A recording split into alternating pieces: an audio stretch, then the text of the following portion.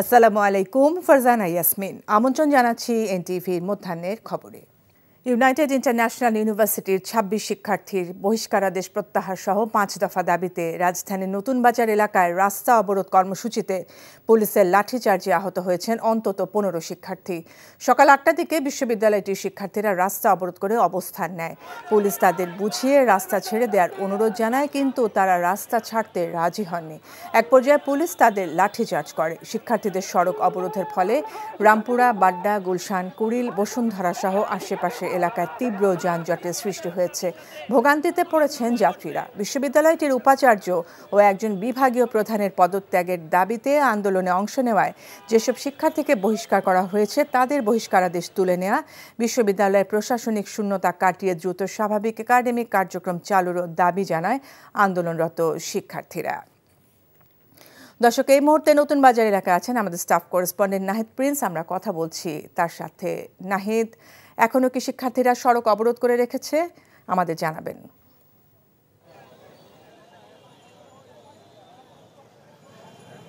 শিক্ষার্থীরা এখনও সড়ক অবরোধ করে রেখেছে। তারা সকাল ৮টা ১৫ থেকেই সড়কে অবস্থান নেয়। নতুন বাজার যে সড়কটি রয়েছে সেই সড়ক অবস্থান নেয়।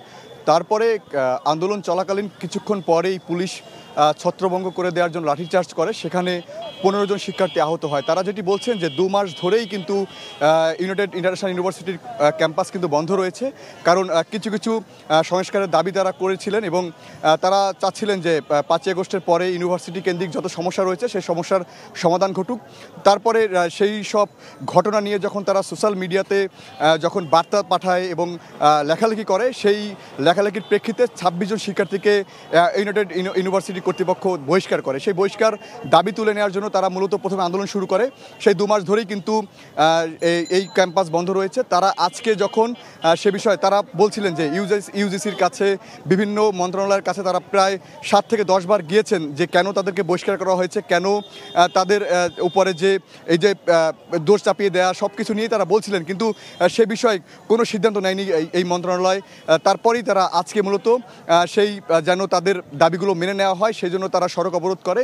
তারপরেই তাদেরকে ছত্রভঙ্গ, তাদের সাথে প্রক্টোরিয়াল বডি কথা বলতে এসেছিল, কিন্তু সেই কথা বলার প্রেক্ষিতেই কিন্তু মূলত সেই পুলিশ লাঠিচার্জ করে এবং সেখানে আহতের ঘটনা রয়েছে। তারা এখনও সড়কে অবস্থান নিচ্ছে এবং এছাড়া কিন্তু আশপাশের যে রাস্তাগুলো রয়েছে সেই রাস্তায় গাড়ি ঘোড়া এখন অনেকটাই বন্ধ রয়েছে চলাচল।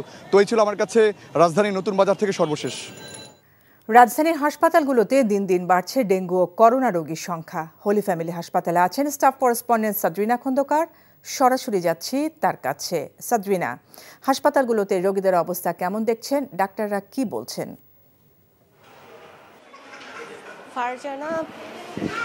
ফারজানা, আমি এখন রয়েছি রাজধানীর হলি ফ্যামিলি হাসপাতালে।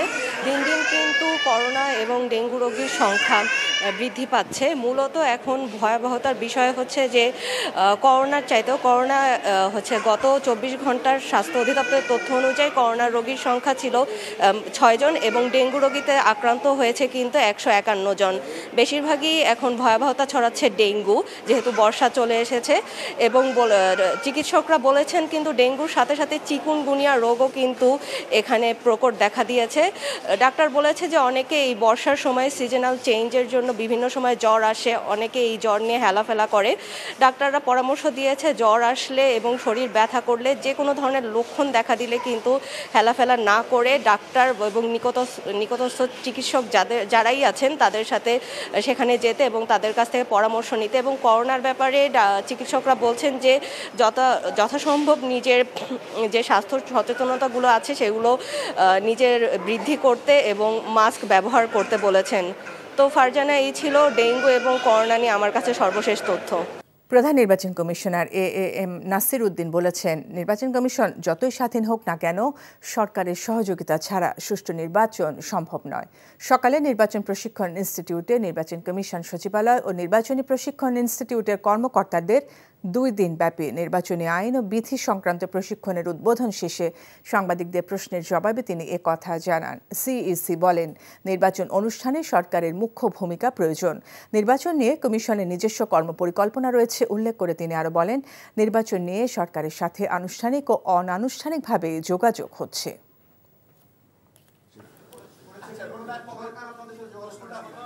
আমরা যখন দায়িত্ব নিয়েছি তখন থেকে আমরা একটা কর্মপরিকল্পনা করেছি তো কিভাবে আমরা এগিয়ে যাব। আর যদি বলেন যে সরকারের সাথে যোগাযোগ হয়েছে কিনা, সরকারের দেখেন একটা ইলেকশন করতে গেলে যতই আপনি স্বাধীন বলেন না কেন ইসিকে, সরকার ছাড়া নির্বাচন করা সম্ভব, কারণ সরকারের সহযোগিতা নিয়েই তো আমাকে নির্বাচনটা করতে হবে। আমাকে আইনশৃঙ্খলা বাহিনীর সাহায্য নিতে হবে, সরকারি অফিসারদের সাহায্য নিতে হবে, প্রশাসনের সহযোগিতা নিতে হবে। সুতরাং সরকার এখানে মুখ্য একটা ভূমিকা রাখবে তো ইলেকশনের মধ্যে, এটা ছাড়া তো সম্ভব না। ফেনীর ফুলগাজী উপজেলার বন্যা পরিস্থিতির উন্নতির দিকে, তবে বন্যা কবলিত এলাকা থেকে পানি নামার সাথে সাথে ফুটে উঠছে ক্ষয়ক্ষতির চিত্র। এতে বেশি ক্ষতিগ্রস্ত হয়েছেন দিনমজুর ও প্রান্তিক কৃষকরা। নদীর বাঁধ মেরামতের জন্য ঊর্ধ্বতন কর্তৃপক্ষের নির্দেশনা পেয়ে কাজ শুরু করেছে পানি উন্নয়ন বোর্ড। ফেনী থেকে ওসমান হারুন মাহমুদের পাঠানো রিপোর্ট। আকাশে মেঘ দেখলে আতঙ্ক দানা বাঁধে ফুলগাজী সদর ইউনিয়নের উত্তর বড়ইয়া গ্রামের নাসিমা আক্তারের। কখন বাঁধ ভেঙে পানিতে ভাসিয়ে নেয় সব। ছেলের বউ ও 2 নাতিকে নিয়ে পানিবন্দি 2 দিন ধরে, পাননি কোনো সরকারি কিংবা ব্যক্তিগত সহায়তা। দেখার মতো কেউ নাই, নাতি নাতনি নিয়ে চোখের ভিতরে লুকিয়ে আছি, কি জিনিস বাঁচামো না ওকে বাঁচামো। শুকনো করে কিছু খাবারও নাই, চুলো জ্বলতেছে না, টিউবওয়েলটা পানির ভিতরে ডুবে আছে। ইতোমধ্যে বন্যা কবলিত এলাকা থেকে পানি নামতে শুরু করেছে, সেই সাথে সাথে ভেসে উঠছে ক্ষয়ক্ষতির চিত্র। বন্যায় মানুষের ঘরবাড়ি, ফসলি জমি, গ্রামীণ সড়ক নষ্ট হয়েছে, ভেসে গেছে পুকুরের মাছ। সবজি করতাম বা বিভিন্ন সবজি আবাদ করতাম, তো এগুলো সব পানির নিচে তলায় গেছে। জেলা প্রশাসক বা পানি উন্নয়ন বোর্ডের কোনো তদারকি আমরা পাইতেছি না। আমাদের এলাকার মধ্যে বিভিন্ন লোক খুবই কষ্টের মধ্যে আছে। এই এলাকার লোক বারবার বলার পরও সঠিক সিদ্ধান্ত নেয় না এবং টেকসই বাদ বাঁধে না। এই জন্যই বারবার আমরা হুমকির মুখে পড়ি। এই এলাকার লোক সবসময় ক্ষতিগ্রস্ত হয়। বাঁধের ভাঙন পরিদর্শন করে পানি উন্নয়ন বোর্ডের কর্মকর্তারা বলছেন 2-1 দিনের মধ্যেই ভাঙন মেরামতে কাজ শুরু করবেন তারা। এখানে পানির ধারণ ক্ষমতা সেটা কিন্তু আসলে অতটা নাই। এই নদীকে চড়া না করলে কিন্তু এখানে পানির ধারণ ক্ষমতা বৃদ্ধি করতে হবে, প্লাস তারপরে এটা টেকসই হবে। তার আগে কখনোই টেকসই করা যাবে না। সেটা হলো আমরা আমাদের একটা প্রজেক্ট স্টাডি পর্যায়ে আছে, ছোট প্রজেক্ট দিয়ে কিন্তু আমরা কাজ করেছি। যেহেতু এখানে একটা প্রজেক্ট ছিল, তো এইটা আমরা আবার নতুন করে পুনর্বাসনের কিছু কাজ হচ্ছে। গত কয়েকদিনের ভারী বৃষ্টি এবং উজান থেকে নেমে আসা পাহাড়ি ঢলে বৃহস্পতিবার রাতে ফেনীর মুহুরী ও সিলোনিয়া নদীরক্ষা বাঁধের 2টি স্থানে ভাঙন দেখা দেয়। পানি প্রবেশ করে প্লাবিত হয় অন্তত 5টি গ্রাম। NTV news desk. জলবায়ু পরিবর্তনের প্রভাবে অতিমাত্রায় নদীর পানির তাপ বৃদ্ধি, বৃষ্টিপাত কম হওয়া ও লবণাক্ততা বৃদ্ধি এবং জমিতে অতিমাত্রায় কীটনাশক ব্যবহারে পানি দূষিত হচ্ছে। আর তাই ভরা মৌসুমেও ইলিশ না পাওয়াকে কারণ বলে মনে করছেন জেলে ও মৎস্য কর্মকর্তারা। তাই ইলিশ শূন্য ভোলার মাছের আড়তগুলো। এদিকে ইলিশ না পাওয়ার দেনায় জর্জরিত অসহায় জেলেরা। ভোলা থেকে আফজাল হোসেনের পাঠানো রিপোর্ট। দ্বীপ জেলা ভোলার চারপাশে মেঘনা, তেঁতুলিয়া এবং বঙ্গোপসাগর বেষ্টিত, তাই মাছ ধরেই জীবিকা নির্বাহ করেন এখানকার জেলেরা। মার্চ ও এপ্রিল মেঘনা, তেঁতুলিয়ায় এবং 58 দিন সাগরে মাছ ধরার উপর নিষেধাজ্ঞা উঠে যাওয়ার পর জাল ও নৌকা নিয়ে মাছ ধরতে নেমেছেন জেলেরা। তবে ভরা মৌসুমেও ইলিশের দেখা না পাওয়ায় হতাশ তারা। সারাদিন মনে করেন এই 4-5 হাজার টাকার মাছ বেশি, আমার খরচ হইলো 8-10 হাজার টাকা। এত টাকা মানে আমাদের খরচ পোষে না। 8-10-15 হাজার টাকা খরচ, তারপরে মাছ হয় 3-4 থেকে 5 হাজার টাকার মাছ হয়। এই বিদায় নদীতে আর যাই না।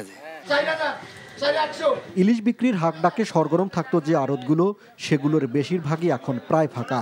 সামান্য কিছু ইলিশ আসলেও দাম ক্রেতাদের নাগালের বাইরে। জেলেরা খুশি না, মানে যা পায় বাজার খরচ হয় না, আমাকে আরকদারিও হয় না। জেলেদেরও লস, আমাদেরও লস। আর নদীতে পর্যাপ্ত ধরনের মাছ নাই। যারা সাগরে 8-5 দিন অবরোধ পরে গেছে তারাও পর্যাপ্ত ধরনের মাছ পাইতেছে না। কাঙ্ক্ষিত ইলিশ না পাওয়ার কারণ হিসেবে জলবায়ু পরিবর্তন ও ফসলি জমিতে অতিরিক্ত মাত্রায় কীটনাশক ব্যবহারকে দায়ী করেছেন মৎস্য কর্মকর্তারা। জলবায়ুর উপরে নির্ভর করে, তারপরে এখানে আমাদের প্রচুর পরিমাণে ডুবোচর, যার কারণে আপনার মাছের মাইগ্রেশন রুটটা এখানে ব্যাহত হচ্ছে। ফসলি জমিতে যথেষ্ট পরিমাণে কীটনাশক ব্যবহার করা, যার ফলে কিন্তু পানিটা দূষণ হচ্ছে। এছাড়াও এবারে কিন্তু বৃষ্টিটা অনেক দেরিতে আসছে, যার ফলে পানির টেম্পারেচার বেড়ে যাওয়ার কারণেও কিন্তু মাছগুলো আসছে না। এছাড়াও নিষিদ্ধ জাল ব্যবহার করে জাটকা ধরা ইলিশ কম পাওয়ার অন্যতম কারণ বলে মনে করেন জেলেরা। তাই অবৈধ ও নিষিদ্ধ জাল অপসারণের দাবি তাদের। NTV news desk. এই ছিল মধ্যাহ্নের খবরে। এই খবরের ভিডিও সহ আপডেট জানতে ভিজিট করুন এনটিভি অনলাইন www.ntvbd.com। এছাড়াও এনটিভির জনপ্রিয় সব অনুষ্ঠান ও খবরের আপডেট জানতে ভিজিট করুন আমাদের ইউটিউব ও ভেরিফাইড ফেসবুক পেজ। দুটায় দুপুরের খবর দেখার আমন্ত্রণ রইল। ধন্যবাদ সবাইকে।